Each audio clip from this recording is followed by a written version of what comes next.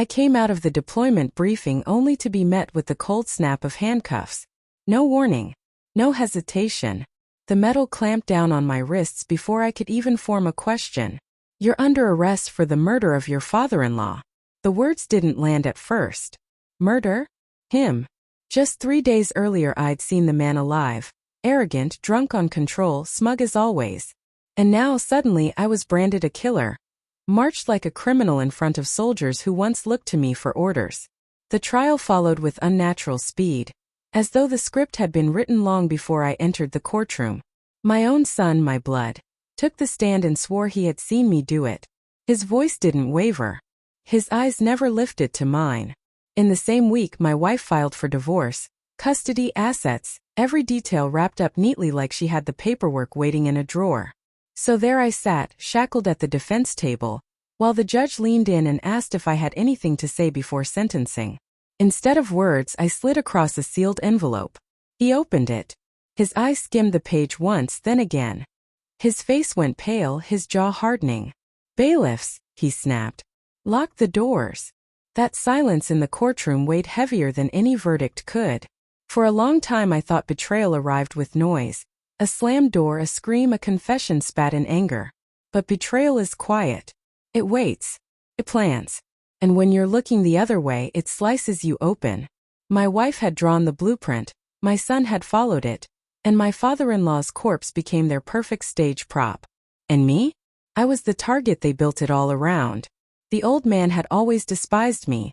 Too disciplined, too steady, too unwilling to bend to his manipulations. His death should have ended his games, but instead it gave them their weapon.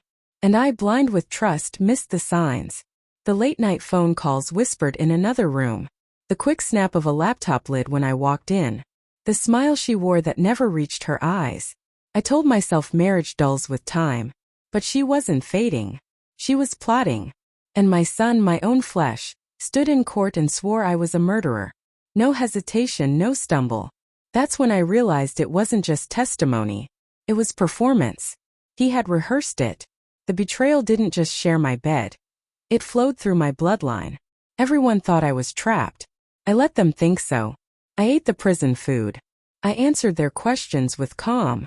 But inside I recorded everything. Every inconsistency, every timeline, every flaw. I requested files, evidence, witness lists, forensics.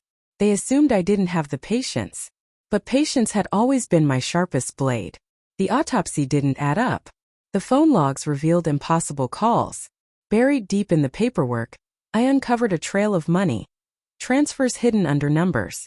Her name. His signature.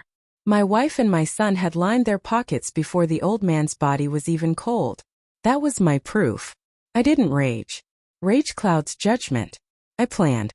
And when the moment was right, I laid the truth before the judge. The documents bared everything. False testimony, financial records, transcripts of calls. It wasn't just a conspiracy. It was arrogance dressed as certainty. My wife gasped, a sound she couldn't swallow back. My son's polished mask cracked for the first time. I didn't say a word. Truth doesn't need a speech. It detonates on its own. Lock the doors, the judge commanded again. And for the first time since the cuffs had snapped shut, I felt air in my lungs. She turned toward me, trembling, her lips unsteady. How long have you known? I met her eyes, calm, stripped of every illusion. The evidence sat on the bench like an autopsy of her lies. The affair, the payments, the grooming of our son, every blade she forged now rusting in the open light. Her hands shook. My son's bravado bled into fear.